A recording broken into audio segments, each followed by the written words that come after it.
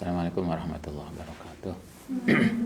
Mustafa Muhammad Bismillah Assalamualaikum warahmatullahi kitab saya Nawawi Ad-Dimashqi Assalamualaikum Husan ila ma'atina al-asqiya malang talamidhi ma'asati wa'ali bait lillahi ta'ala lahumul fatihah Bismillahirrahmanirrahim Bismillahirrahmanirrahim Iyyaka na'budu wa iyyaka nasta'in Shiratal mustaqim Shiratal ladzina an'amta 'alaihim Bismillahirrahmanirrahim. Bab ke-17 Kitabul Adhkari, kitab tentang zikir al-mutafariqati yang berbeda-beda. Maksudnya bab ini menjelaskan tentang zikir pada waktu-waktu yang berbeda. I'lam anna hadzal kitab, sak temene kitab ini iku ansaru, menyebarkan sapa ingsun fi dalam kitab insyaallah abwaban ing beberapa bab mutafariqatan yang berbeda-beda minal adhkari saking zikir wa da'awati lan donga ya'dzumu yang agung apa al-intifa'u kemanfaatane biha insyaallah walaisa laha dobitun apa dobit hafal nalzamu netepaken sapa kita tartibaha ing urutane bisa babihi wallahu al-muwafiq. Pertama, ini pokoknya isinya tentang doa-doa waktu-waktu yang berbeda. Yang pertama, babu istihbabi hamdulillah, disunahkannya mengucapkan alhamdulillah wasanai dan memuji alai ngatasi Allah indal bisyarati ketika sesuatu yang menggembirakan. Kalau Anda dapat nikmat, sesuatu yang menyenangkan, kita disunahkan mengucapkan alhamdulillah. Selain itu, kita memuji pada Allah, tidak hanya alhamdulillah. Bima kelan barang yasuru, yang membuat kita senang. Pokoknya apapun yang membuat kita senang, alhamdulillah. Misalnya, apa yang membuat Anda senang? Kita dapat nilai baik, senang. Apalagi? Undangan mangan, mbak gratis. Ya, pokoknya apapun yang senang, bisa fisik, bisa non fisik, maka kita disunahkan mengucap alhamdulillah. Iklam annahu yustahabbu, disunahkan liman kedhe wong tajaddadat, yang mendapatkan sesuatu yang baru. Lau kediman apa nikmatun dhahiratun, nikmat yang jelas. Au intafaat, utawa terhindar, au intafaat, anu saking man apa nikmatun, sesuatu yang celaka. Dhahiratun yang jelas. Orang jadi mengucap alhamdulillah itu tidak hanya kedapat nikmat loh ya. Ketika kita terhindar dari sesuatu musibah, kita juga alhamdulillah. Misalnya Anda naik kendaraan, naudzubillah, misalnya kemudian kita mau jatuh, kemudian nggak jadi, us kadung selewat ternyata berarti alhamdulillah nggak jadi jatuh. Jadi ketika dapat nikmat atau terhindar dari bencana, ada orang Anda lihat di di YouTube ya, kita lagi enak-enak melaku, moro-moro ada truk oleng ngarah ke kita, ternyata kemudian kita selamat. Nah, ketika kita selamat dari bencana atau kita mendapatkan nikmat, itu disunahkan ayat juda, atau sujud sukron lillah, bukan hanya alhamdulillah, tapi disunahkan sujud syukur. Ngerti sujud syukur kan? Sujud kemudian baca apa? Sujud syukur. Nah, Oke, bukan malayana mau walayasul ya. Nah, kita ketika dapat nikmat, biasanya dulu di stasiun TV itu ada toh gaya rumah ya, apa itu, bedah rumah. Kemudian begitu diajak masuk, kabeh podo nangis sujud syukur. Kita disunahkan sujud syukur, tapi Anda harus paham, wahadisat datu yastaratu laha surutus sholah. Kalau ini di catatan di bawahnya, sujud syukur itu syaratnya seperti sujud dalam sholat. Apa itu? Minat toharo, harus suci. Jadi kalau kita sujud syukur itu harus suci. Wasatrul aurati, lan menutup aurat. Wal istiqbali, dan madhep kiblat. Jadi sujud syukur itu gak sak madhep-madhepe, enggak. Tapi madhep kiblat.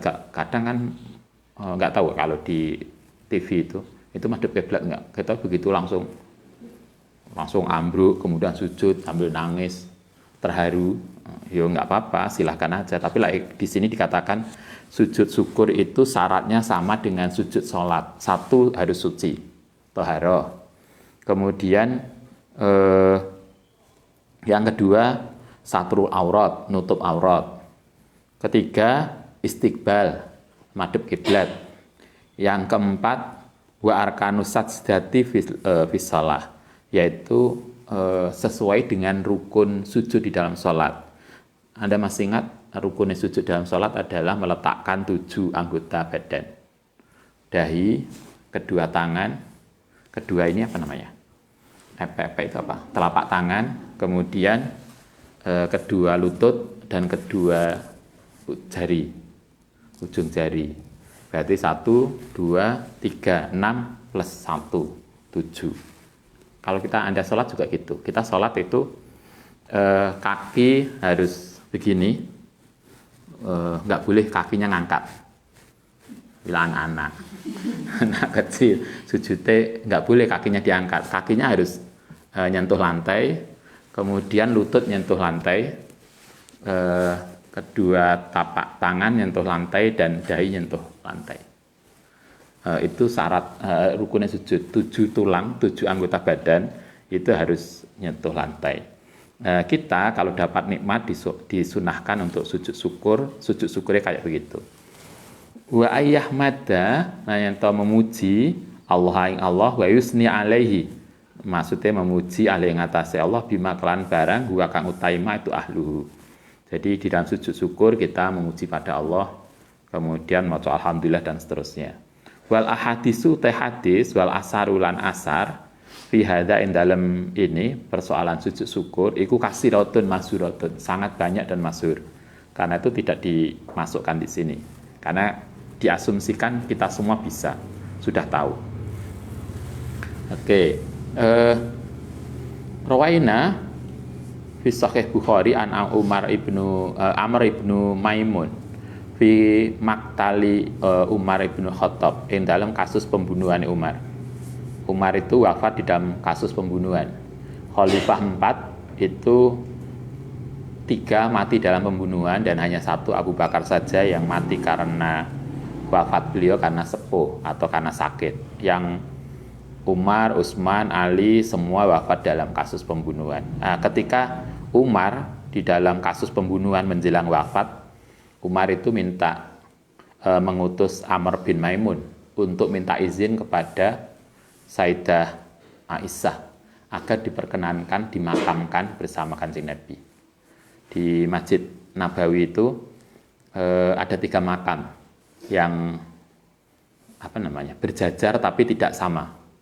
Jadi kalau ini misalnya makam di sini makam Nabi, kemudian di belakang Nabi agak ke bawah, sehingga bagian kepala yang makam kedua itu makam Abu Bakar, tapi tidak persis dengan Nabi, agak ke bawah di sisi kaki Nabi itu Abu Bakar di tengah, kemudian di belakangnya lagi ada Umar agak ke bawah lagi. Jadi jejer-jejer begini, tidak jejer lurus tetapi jejer ke bawah. Nah, dulu makamnya itu pertama Kanjeng Nabi, kemudian Abu Bakar. Ketika Umar wafat, Umar minta wasiat, sebelum wafat beliau minta izin ke Sayyidah Aisyah. Kenapa minta izin ke Sayyidah Aisyah? Karena yang dimakamkan itu adalah Kanjeng Nabi, suaminya Sayyidah Aisyah. Yang dimakamkan di belakangnya adalah Abu Bakar, itu orang tuanya Sayyidah Aisyah. Umar bukan siapa-siapa dalam hubungan ini toh, tidak ada hubungannya dengan Sayyidah Aisyah. Karena itu kan ini kayak makam keluarga. Karena itulah kemudian Umar minta izin ke Sayyidah Aisyah agar bisa dimakamkan di situ. Waktunya Kanjeng Nabi, tetapi kan bukan kemudian terkait dengan Abu Bakar, Andi Nabi dan Sayyidah Aisyah kan berbeda. Kemudian arsala ibnahu Abdullah ila Umar kemudian mengutus putranya yang bernama Abdullah bin Umar ila Aisyah maring Aisyah ayastadzinaha untuk minta izin kepada Sayyidah Aisyah ayut fana yang dimakamkan sapa Umar ma'asohibaihi bersama dua kerabatnya, dua sahabatnya itu Kanjeng Nabi dan Abu Bakar. Falam akbalah kemudian setelah menghadap kembali sapa Umar setelah putranya diutus kemudian balik lagi. Qala Umar, maladaika apa hasilmu? Kalau kemudian balik ditanya hasilmu gimana? Qala jawab sapa Abdullah, alladzi tuhibbu, yaitu sesuai dengan yang kau harapkan ya Amirul Mukminin. Coba putrane ngomongnya ke bapaknya ya Amirul Mukminin, bukan kepada Abi, karena ketika itu jabatannya masih sebagai khalifah. Adzinat, Umar mengatakan adzinat. Begini, alladzi ibu ya Amirul Mukminin adzinat. Jawabannya Abdullah, adzinat. Sayyidah Aisyah ngasih izin. Qala alhamdulillah. Alhamdulillah itu tidak mesti dapat uang. Mendapat berita gembira itu pun alhamdulillah. Karena Sayyidina Umar pengen dimakamkan bersama Kanjeng Nabi dan Abu Bakar, diizinkan oleh keluarga, oleh Sayyidah Aisyah, maka kemudian Umar mengatakan alhamdulillah. Jadi alhamdulillah itu tidak mesti dapat uang, tidak hanya materi, tetapi sesuatu yang menyenangkan, itu alhamdulillah. Makana ora ono apa syai'un, kata Umar, makana tidak ada apa syai'un sesuatu ahamma yang lebih lebih penting ilaya menurut saya mindalika, kata Umar, tidak ada sesuatu yang lebih penting, lebih membahagiakan dibanding dengan bisa dimakamkan di sisi Kanjeng Nabi. Saya kira tidak ada kebanggaan bagi kita selain dimakamkan bersama Kanjeng Nabi atau orang-orang yang sangat kita hormati. Itu alhamdulillah. Kita lanjutkan. Babu mayakulu, bab tentang sesuatu yakulu kang ngucap sokoman ida sami'ah nalikane mendengar siahat diki ing suarane ayam itu apa namanya, kokok ya. Ini yang harus kita ucapkan ketika mendengar kokok ayam. Wanahikol himari dan suaranya himar, wanubahal kalbi dan gonggongan anjing. Ruwaina fi sahih Bukhari wa Muslim an Abi Hurairah radhiyallahu anin Nabi alaihi salatu wasallam qala idza sami'tum nalikane mendengar sapa sira nuhakal hamiri ing ringkian keledai kuda fata awwadhu mongko minta perlindungan sapa sira billahi minasyaitani. Kata Nabi, kalau Anda mendengar ada, biasanya malam, kalau malam hari Anda mendengar ada ringkikan kuda, maka segeralah berta'awud minta perlindungan pada Tuhan. Kenapa? Fa'innaha krono sak temene binatang tadi, kenapa meringkik? Karena ro'at melihat setonan. Ada barang lembut yang lewat. Kadang kan ayam ya, kadang bengi-bengi kemudian nggak ada apa-apa, rame dewe ayamnya, mungkin nak lihat kucing lewat.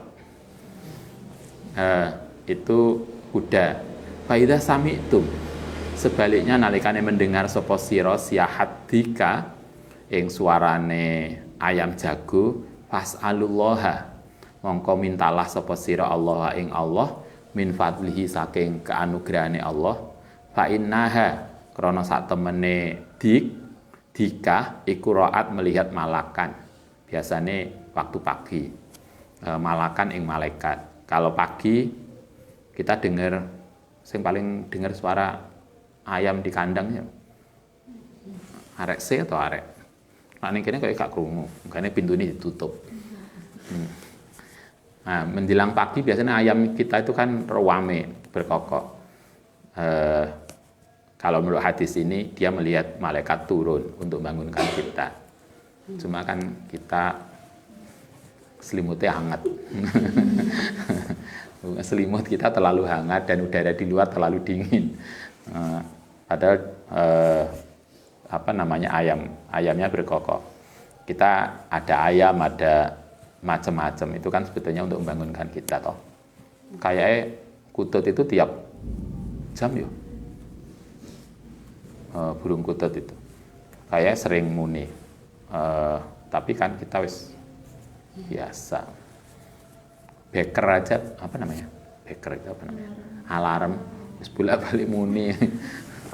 Ya itulah kita hebat. Kata Nabi, kalau kamu melihat, kamu mendengar suara ayam, maka mintalah anugerah dari Allah karena ayam itu melihat malaikat. Biasanya waktu pagi, waktu subuh, malaikat datang bangunin kita. Rawaina fi Sunan Abi Dawud an Jabir ibnu Abdillah anhuma qala Rasulullah sallallahu alaihi wasallam. Idza sami'tum nalikane mendengar sapa sira nubahal kilabi ing gonggongane anjing wa nahikal humuri lan ringkian keledai bilaili waktu malam. Kalau kita waktu malam melihat ada ringkikan kuda atau gonggongan anjing waktu malam, fata'awadu billah, maka hendaknya mintalah perlindungan sapa sira billah kelan Allah, fa innahunna, karena kilap anjing dan keledai tadi iku yaroina, melihat maing barang lataroina yang tidak kamu bisa lihat. Berarti dia lagi melihat sesuatu barang halus yang lewat. Karena itulah kemudian kita oleh Nabi disuruh untuk minta perlindungan pada Allah.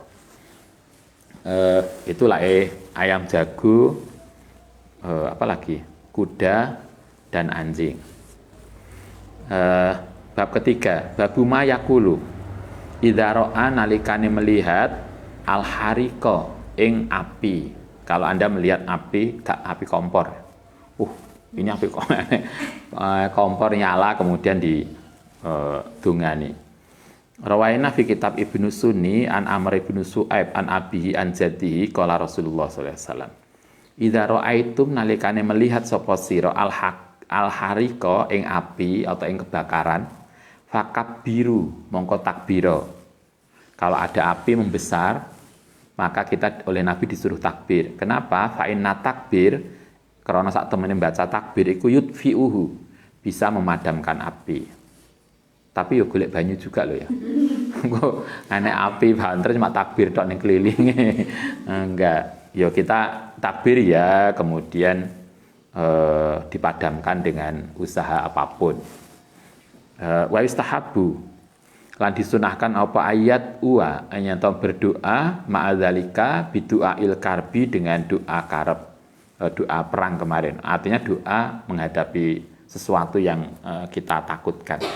Wa ghairihi mimma saking barang qadamnahu, yang telah didiskusikan kemarin. Fi kitabi al-kari, di bab sebelumnya. Oke, itu ketika melihat kebakaran atau melihat api yang membesar, kita disuruh takbir. Biasanya takbir lagi kalau melihat angin ribut ya. Kalau ada angin kencang, kita disarankan untuk azan. Kalau dulu Ustaz di rumah masih kecil, sering ada angin kencang, oleh ibu itu di depan pintu disuruh takbir, bukan takbir, azan. Sekencang kita. Dulu kan gak ada speaker. Terus pokoknya azan. Kita senang banget. Senang azan nih. Padahal orang tua khawatir angin ributnya. Ada kemarin masih ingat toh? Ketika angin ribut kita disuruh oleh Kanjeng Nabi diajarkan untuk azan. Baik. Babuma yakulu indal qiyami. Itu ketika dapat api yang besar. Sekarang babuma, bab tentang barang yakuluhu indal qiyami, nalikane berdiri minal majlisi. Ini ketika kita bangun dari majelis, sama dengan kita ini, kita ngumpul sekarang di sini ngaji, maka selesai ngaji kemudian ada doa yang harus kita baca. Rawaina fi kitab At-Tirmidzi wa ghairihi an Abi Hurairah radhiyallahu an qala Rasulullah sallallahu alaihi wasallam. Man sapane wong jalasa yang duduk sapa man fi majlisin ing dalam majlis, kata Nabi, siapa yang ngumpul di dalam majlis fakasura mongko biasanya akan menjadi banyak fi dalam majlis apa lagotuhu kesalahane. Kalau kita ngumpul ngopi biasanya like santri putri apa ngeteh ya, ngerujaan, ngumpul bareng beberapa orang, biasanya kata Nabi biasanya akan banyak salah ucap karena kalau gak ngerumpi ngerasani. Nah, karena itulah maka untuk melebur dosa yang tanpa kita sadari yang kita lakukan di dalam ngerumpi tadi, kemudian kita harus baca kafaratul majlis. Itu yang diajarkan Nabi. Jadi bar rujaan aja langsung bubar pedesen dhewe, tapi diakhiri dengan kafaratul majlis. Jadi kafaratul majlis itu tidak hanya ketika kita ngaji, tapi pokoknya ngumpul aja, karena Nabi mengatakan ketika seseorang itu ngumpul biasanya akan cenderung banyak salah ucap karena yo ngerumpi, yo ngerasani, yo semacam-macam.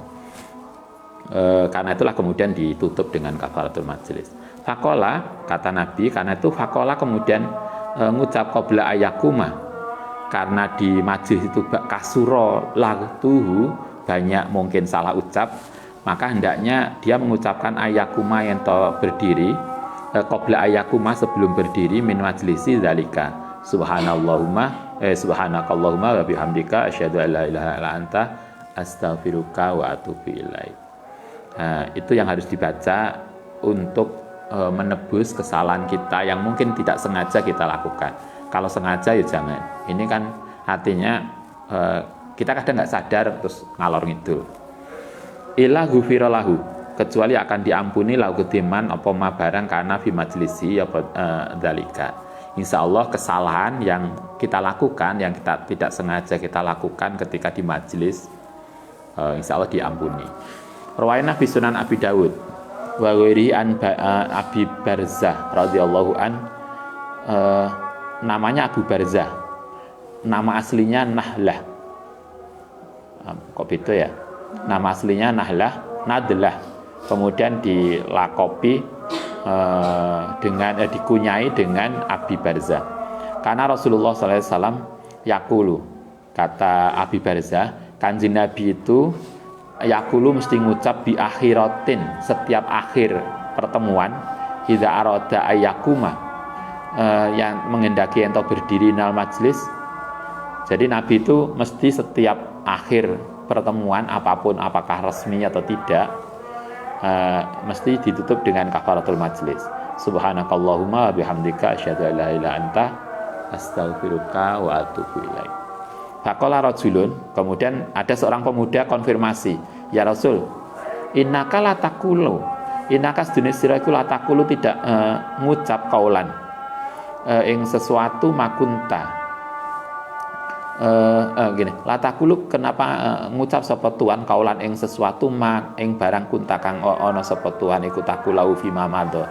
Jadi Kanjeng Nabi, kenapa Anda harus mengucapkan dengan istighfar majlis padahal jenengan kan enggak melakukan kesalahan? Artinya kayak kita di majelis gini, mungkin kita baik-baik aja karena kita ngaji, bukan ngerasani orang. Nah, tapi kenapa kok harus ditutup dengan kafaratul majelis?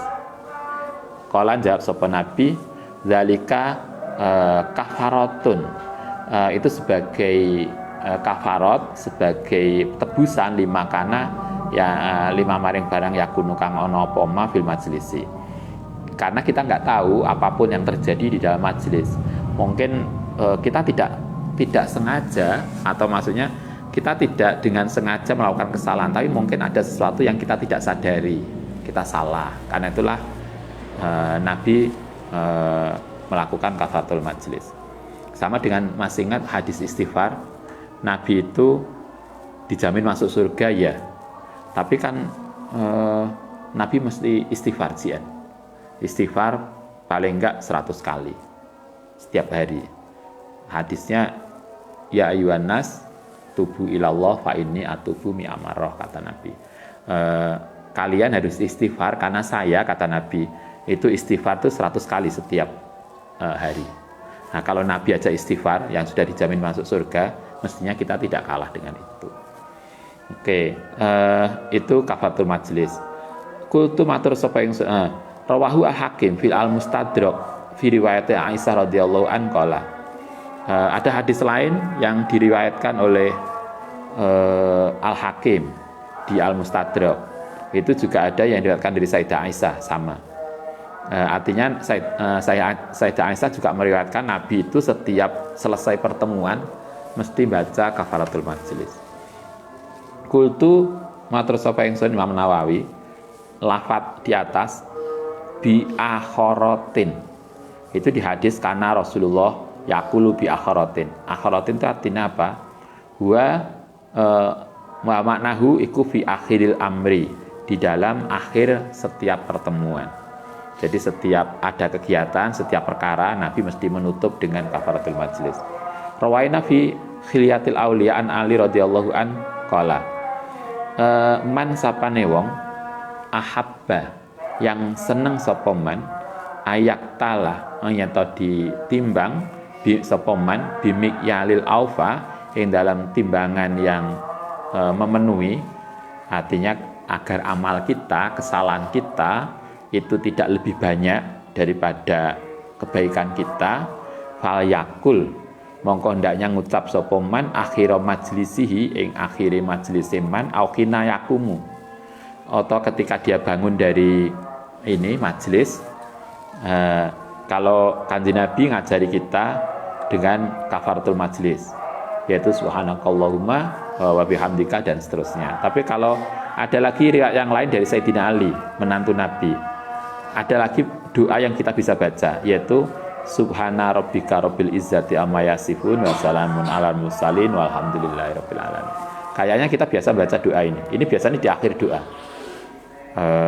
Kalau Sayyidina Ali hendaknya, kalau mengikuti hadis ini, dawuh Sayyidina Ali, ini tidak hanya dibaca ketika akhir doa, tapi bisa juga dibaca pada akhir kegiatan atau apa yang sesuatu momen. Oke, kita lanjutkan. Babu du'ail jalis, bab tentang doane orang yang duduk pijamin ing dalem kelompok linafsi untuk dirinya waman ma'ahu. Ini kalau kita di doa untuk kita bersama di dalam majelis, untuk diri kita atau untuk orang yang lain. Rawaina fi kitab At-Tirmidzi an Ibnu Umar radhiyallahu an qala qallama kana sedikit sekali ana sapa Rasulullah iku yakumu, atau senantiasa ada sapa Rasulullah iku yakumu berdiri min majlisin hatta hatayat uwa sehingga ndonga sapa Nabi biha uwa dakwati. Kata Ibnu Umar, Nabi itu setiap setiap pertemuan dengan para sahabat itu mesti mendoakan majlis itu, mendoakan para sahabat. Doanya ini yang biasa dibaca Nabi. Allahumma iksim lana min khosyatika ma yahulu bainana wa baina maksiatika wa min ta'atika ma tuballighuna bihi jannataka wa minal yakin ma tauhawinu bihi alaina masaibad dunya. Allahumma matikna bi asma'ina wa absarina wa quwwatina ma ahyaitana waj'alhu warisa minna waj'al sa'rona ala ma zalamana wangsurna ala man da'ana wala taj'al musibatana fid dinina wala taj'alid dunya arbarahammina wala mablagha ilmina wala tusallit alaina man la yarhamuna. Itu doa yang kita biasanya, beberapa kiai sepuh yang Ustaz tahu, itu kalau diminta doa dalam majelis ini nggak lupa doa ini.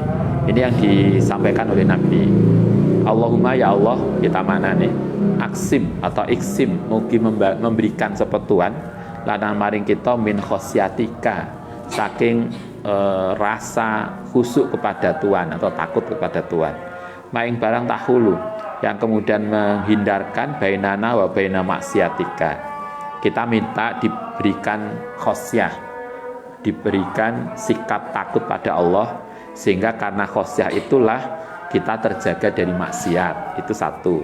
Wa min taatika, dan diberikan kemampuan untuk taat pada Allah, matubaliuna, yang bisa menyampaikan biklan taat jannataka.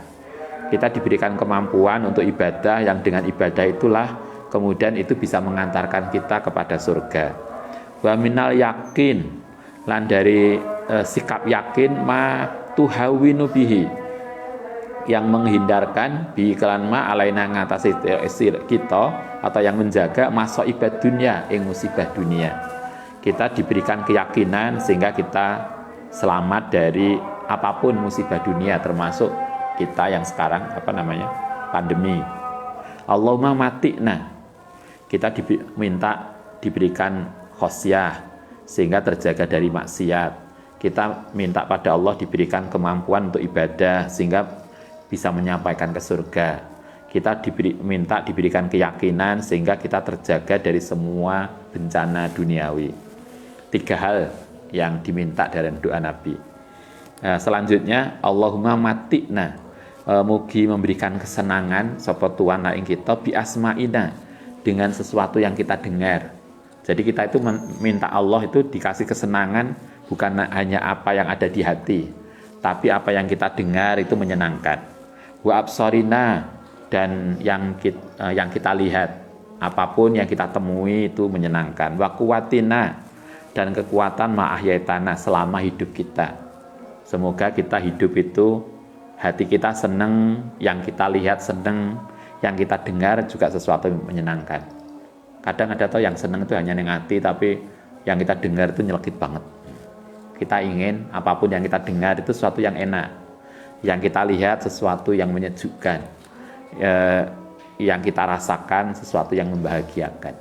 Itu yang diinginkan. Yang waj'alhu, lan mugi menjadikan hu ing matikna tadi alwarisa minna, ing ahli waris minna saking kita. Tidak hanya kita juga minta ahli waris kita, anak-anak kita juga mendapatkan itu.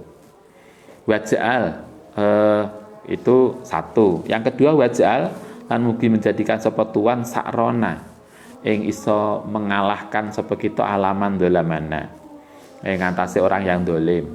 Jadi kita terjaga dari orang yang dolim.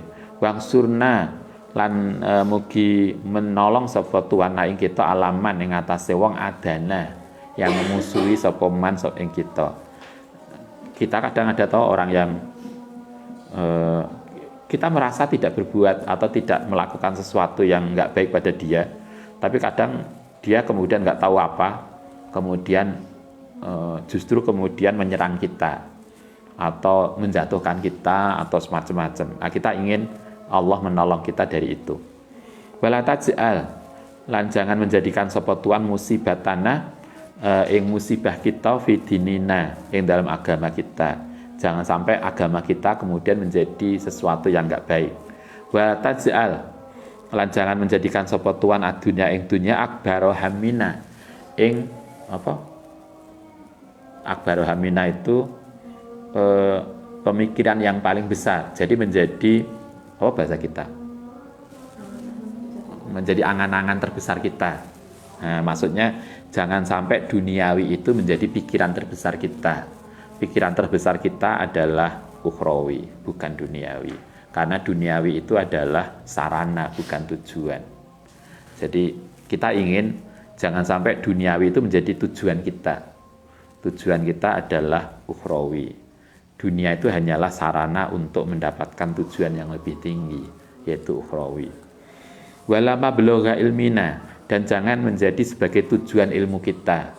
Jangan sampai kita mondok, kita kuliah, kita belajar, itu tujuan utamanya untuk duniawi, bukan. Kita belajar, kita mondok itu bukan untuk duniawi. Kita mondok untuk belajar, semuanya juga ukhrawi. Jadi jangan sampai kemudian, "Lapa kok kuliah?" Ya, biar dapat pekerjaan. Enggak, bukan ke situ. Jadi kita ingin walama belagho ilmina, jangan sampai urusan duniawi itu menjadi tujuan dari keilmuan kita. Karena keilmuan kita itu arahnya ke ukhrawi. Yang untuk mencapai ukhrawi sarananya duniawi ya. Sehingga duniawi itu menjadi sarana kita dengan ilmu kita meraih kesuksesan duniawi, tetapi kesuksesan duniawi bukan tujuan. Itu adalah sarana juga. Jadi kita kuliah itu sarana, nanti Anda bekerja juga sarana, bukan tujuan. Jangan sampai kemudian kita ngoyo kuliah tujuannya duniawi, itu akan sesek, nanti akan nyesel karena nggak sesuai dengan apa yang kita pikirkan. Walama belawa ilmina walatus salid, lan jangan menguasakan sepetuan alaina ing atase kita man ing wong layar hamuna yang tidak mengasihi sepetuan sepoman na ing kita. Seterusnya yang terakhir adalah jangan sampai kita memohon pada Allah, jangan sampai kemudian kita, kalau Anda di kantor, kalau Anda di kampus, kalau Anda di sekolah, jangan sampai kemudian Anda di bawah kepemimpinan orang-orang yang tidak punya rasa sayang pada Anda. Enak toh pimpinan yang kemudian kayak kita itu kayak musuh. Sehingga kita itu justru menjadi korban sesuatu yang kita tidak lakukan. Nah, Nabi mengajarkan walatus salid alaina man la yarhamna. Jangan sampai kita dipimpin oleh orang yang tidak punya rasa tenggang rasa terhadap kita. Itu doa yang diajarkan Nabi. Banyak banget. Oke, nanti kita lanjutkan. Dilanjutkan apa selesai? Oke lah. Satu sup ini mestinya masih gandengannya. Tapi oke. Nanti kita lanjutkan besok. Ini masih satu bab yang persis terusannya. Al-Fatihah.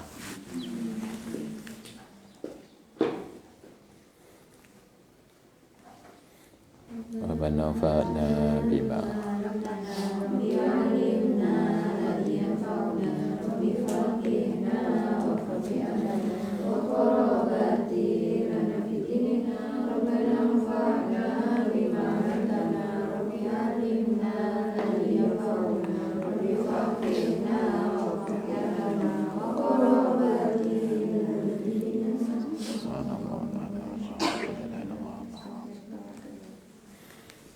Assalamualaikum warahmatullahi wabarakatuh.